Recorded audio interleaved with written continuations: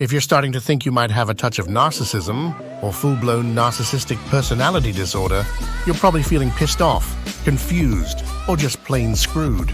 Now sure, everybody's talking about narcissism these days, but most of the advice out there is like, set boundaries or get the hell out of there.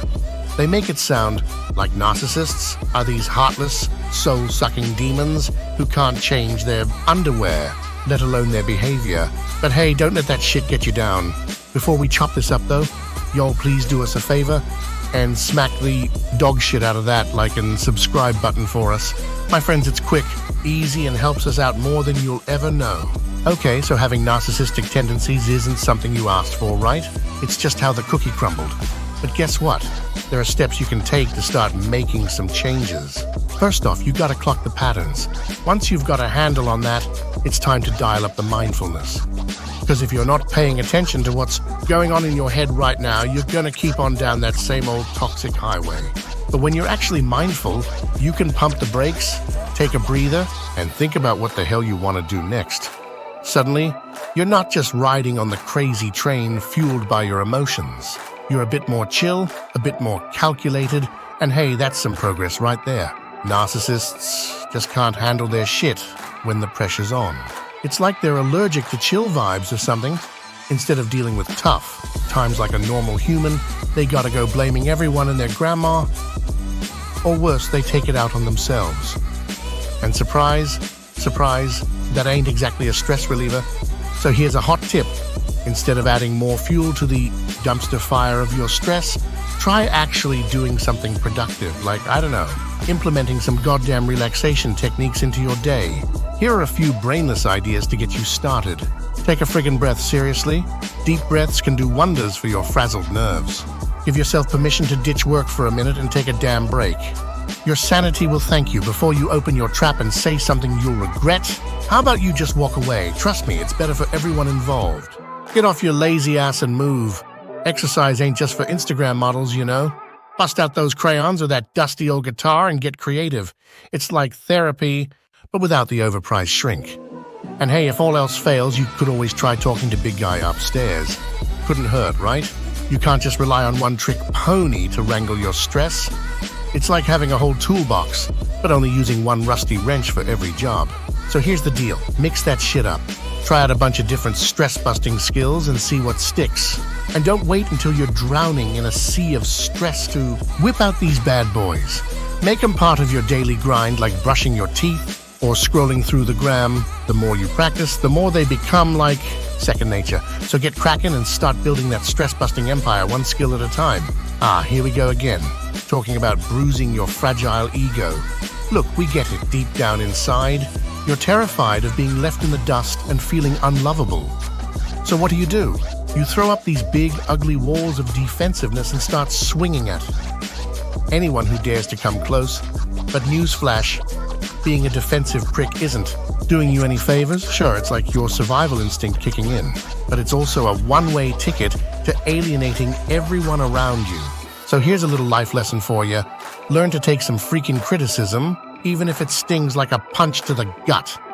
No one's asking you to be perfect, because let's face it, you're far from it. But at least have the decency to admit that you're not the center of the damn universe and that other people might actually have something worthwhile to say and their thoughts and feelings actually matter. Shocker, I know. And just because they're not singing your praises doesn't mean they're out to get you. So do us all a favor and drop the constant need to play defense. That shit gets old real fast. Turns out, being thankful ain't just some wussy feel-good crap. It's like a magic potion for your mental health. Yeah, you heard me right. Taking a moment to count your blessings can actually make you feel less like a hot mess and more like a human being.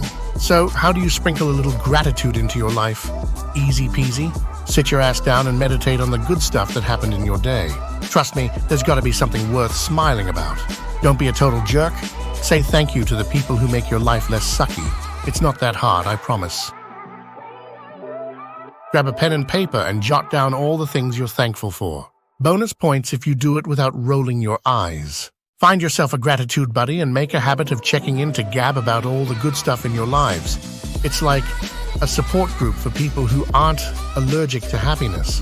And hey, if you're more into technology, there's an app for that.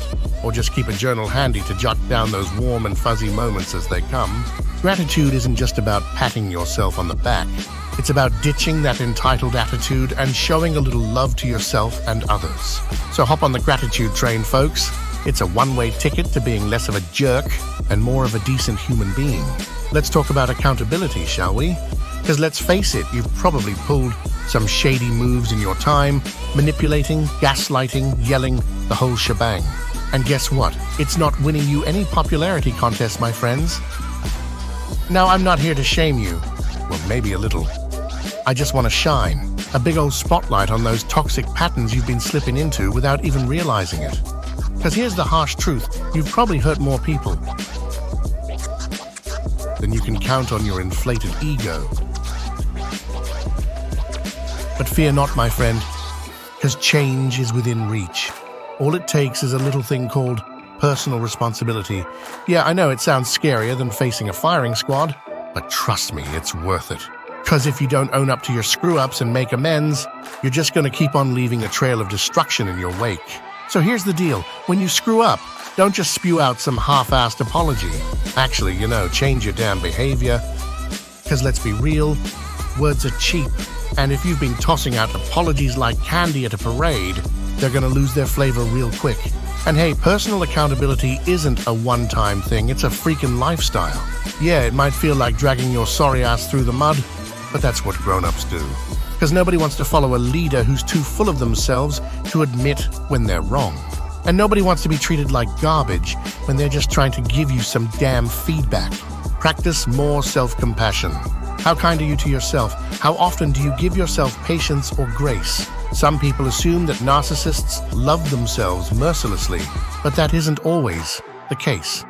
On the contrary, many narcissists feel immense shame and self-loathing over their behaviors. So even if they come across as cocky, they often feel incredibly fragile. Even if it's easy to boast about your accomplishments, that doesn't mean it's easy to. Practice genuine self-compassion. Self-compassion is not the same as self-indulgence or self-esteem. Instead, self-compassion focuses on attuning and comforting yourself during vulnerable times. Instead of judging yourself, it's an attempt to be empathic with the struggles you face. Self-compassion also entails some level of acceptance. You are not perfect and life is not perfect. The more you resist accepting that, the more you will likely suffer. Self-compassionate people honor their humanness and recognize that everyone experiences pain. Be consistent with implementing new changes. Breaking patterns isn't about changing things for a few weeks and returning to your usual status quo. It's about committing to a long process of real change. We'd love to hear what you think down in the comments. As always, my friends, we thank you for watching. Please like, share, and subscribe. We'll see you in the next one.